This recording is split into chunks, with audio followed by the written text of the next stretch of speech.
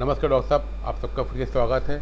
जैसा कि हम लोग जानते हैं कि हम ये वीडियोस बना रहे हैं अपने साथ के डॉक्टर्स की हेल्प के लिए कि वो अपने क्लिनिकल प्रैक्टिस में प्रोक्टोलॉजिकल फील्ड के कैसे अपनी महारत हासिल कर सकते हैं डायग्नोसिस करके। इलाज तो कर ही देंगे पर डायग्नोसिस ज़रूरी है। अभी हम लोग 2-3 वीडियो में बात करते आ रहे हैं फिशला के ऊपर। और जैसा कि हमने बात करी कि जो पेरिनियल एब्सेस एक बहुत बड़ा समस्या लेके आता है पेशेंट, और हम लोग की सर्जरी भी अक्सर फेल हो जाती है क्योंकि हम लोग होता फिशला है बेसिक डायग्नोसिस करके पेरिनियल एब्सेस की सर्जरी कर देते हैं। बेसिक डायग्नोसिस कोई बहुत बड़ी चीज़ नहीं है, वो इसलिए कि पेरिनियल एब्सेस के लगभग सारे सिम्टम्स उसके जो है एब्सेस के ही होते हैं, और हम लोग उसकी जो डायग्नोसिस बनाते हैं क्लिनिक में एब्सेस की ही बनती है। और हम लोग अगर ट्रीटमेंट एब्सेस कर देते हैं तो मरीज़ को आराम भी आ जाता है, पर बाद में ठीक नहीं हो पाता। वो एक पॉइंट बताता है बाद में कि जहाँ से सर्जरी का इंसिजन हुआ था वहाँ से अभी भी रिसाव होता रहता है। खैर, वो सर्जरी के दौरान में क्या करना हम डिस्कस कर चुके हैं शायद। फिलहाल उनको बात करने की, यदि ऐसा हो जाए कि हम लोग अंधेरे में ना रखें अपने आप को और मरीज को, उसके घर वालों को, और सर्जरी के दौरान उसको बताते हैं कि फिशला है, तो झंझट वाली बात है। अगर हम सर्जरी के पहले ही बता दें उसको कि भाई फिशला तुम्हारे है, तो मरीज के लिए भी हितकर होता है, हमारे लिए भी अच्छा होता है, और हम लोग को आगे क्या करना होता है बहुत आसान हो जाता है समझना। तो ऐसे केस में हम ही कहेंगे कि कोलोनोस्कोपी और प्रोक्टोस्कोपी का भी कोई रोल नहीं। यहाँ यदि आपके पास वीडियो गाइडेड कोलोनोस्कोप है, प्रोक्टोस्कोप है, तो आप उसका यूज़ कर सकते हैं एनएस में डालने के लिए, पर उसकी भी एक शर्त है कि जो एब्सेस हुआ है 1-1.5 इंच से ज़्यादा की दूरी पे है।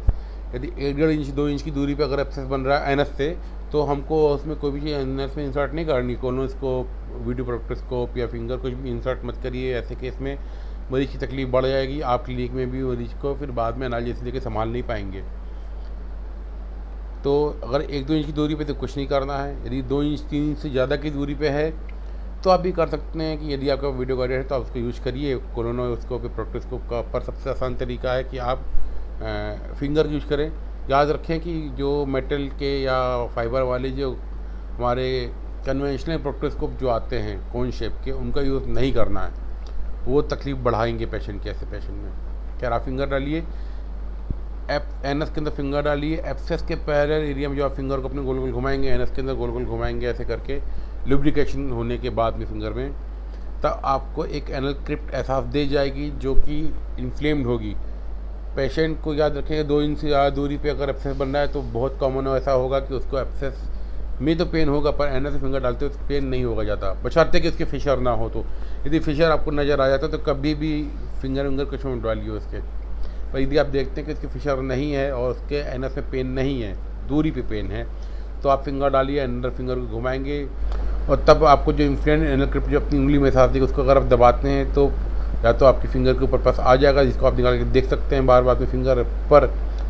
ऐसा कॉमनली होता है कि जब उसको दबाएंगे तो पेशेंट जो बाहर जहाँ उसके एब्सेस 3 इंच की दूरी पे बना हुआ है वहाँ पे पेशेंट बता के साथ दर्द बढ़ गया, और जब आप वहाँ पे टच करते हैं उस दौरान वो फिंगर को दबाते हैं साथ साथ, तो आपको एहसास होता है कि अंदर कुछ पल्पेशन हो रहा है, एनएस फिंगर दबा रहे और बाहर एहसास हो रहा है। ऐसा कर पाए तो अच्छा, नहीं कर पाते तो बेस्ट ऑप्शन है कि पेशेंट की आप ट्रांसरेक्टल अल्ट्रासाउंड कराएं, TRUS इसको बोलते हैं, वो कराएं, या फिर आप उसका MRI कराएं। TRUS सस्ता होता है, पर उसमें कभी कभी डॉक्टर्स जो होते हैं MRI होते हैं, वो जैसे आपने फिंगर डाली ऐसे वो अपना अल्ट्रासाउंड का प्रोब डालते हैं, तो उससे पेशेंट को दिक्कत हो जाती है। तो यदि 3 इंच से ज़्यादा की दूरी पे है तो आप TRUS करा सकते हैं, अच्छा रहता है, करा लेते हैं तो आपको एहसास हो जाएगा, पता चल जाएगा कि फिशला है कि एब्सेस है। अगर 2 इंच की दूरी तक है, 3 इंच की दूरी से कम है अगर, तो TRUS भी मत कराइए, पेशेंट की तकलीफ बढ़ जाती है और उससे फ़ायदा नहीं मिलता। आप MRI कराइए, MRI से आपको क्लियर हो जाएगा कि एब्सेस था कि फिशला था कि फिशला विद एब्सेस था, और तब डायग्नोसिस बहुत अच्छी हो जाएगी। पर ये तो जांच की बात हो गई।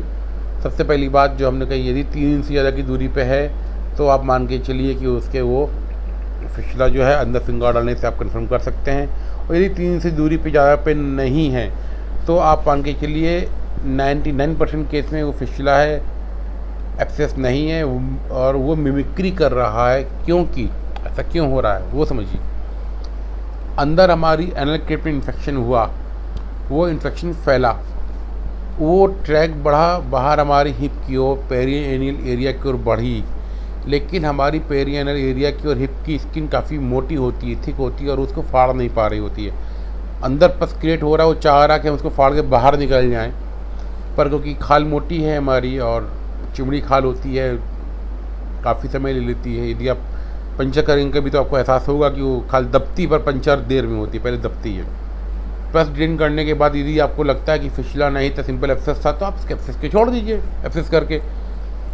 पर आपको पेशेंट को बताना समझाना है फिसला के बारे में, क्योंकि 99% को फिसला निकलेगा। और अगर ये आपने एब्सेस बोल के सर्जरी करी, फिसला निकला, तो आप फंस जाएंगे, क्योंकि आपने छोटी बीमारी बोली, निकली बड़ी बीमारी।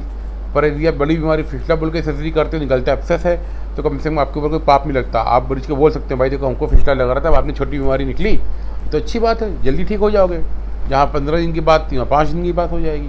तो ऐसे करने से आप क्लिनिकल डायग्नोसिस भी कर सकते हैं और सर्जरी के समय आपकी हेल्प भी हो जाएगी। क्योंकि एब्सेस अगर है तो आपके लिए एक रूल है कि आपको पस्ट ड्रेन तो करना ही पड़ेगा, उसके आगे और पीछे बाकी ये सब बातें बेकार की हैं, फिर वो कुछ भी रहा हो अंदर। खैर अभी आगे और भी बात करते रहेंगे। जैसा कि मैं हमेशा बोलता आ रहा हूँ कि मेरी ये जो एजुकेशनल वीडियोज़ हैं ये साथ ही डॉक्टर्स के लिए हैं, आम जनता के लिए यूज़लेस हैं, तो कृपया देखने से कोई बेनिफिट होगा नहीं उनका। फ़िलहाल रखते हैं, नमस्कार।